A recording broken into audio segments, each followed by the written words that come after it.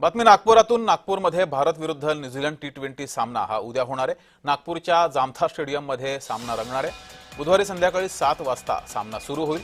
तर वाहतूक कोंडी टाळण्यासाठी नागपूरमधील वाहतूक व्यवस्थेमध्ये बदल करण्यात आलेले आहेत. या संदर्भातील माहिती नागपूरचे उपायुक्त वाहतूक पोलीस यांनी दिलेली आहे. न्यूझीलंडचा सामना आहे, त्यामध्ये जे गर्दी होऊ शकतात त्यासाठी वाहतूक विभागाने नियोजन केलेलं आहे. त्या नियोजन अंतर्गत आम्ही तुम्हाला मॅपमध्ये दाखवतो की जे लोक नागपूर शहरावरून येणार आहे जामठासाठी त्यांना जे एनसीआय कटिंग आहे ते एनसीआय कटिंग वरून त्यांना आम्ही सायनेजेस लावणार आहे.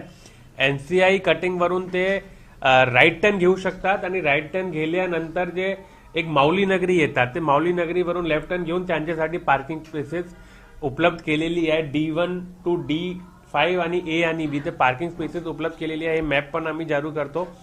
त्या पार्किंग स्पेसेसला ते त्यांचे व्हेकल पार्क करू शकतात आणि तिथून वॉकिंग डिस्टन्स आहे स्टेडियममध्ये ते येऊ शकतात.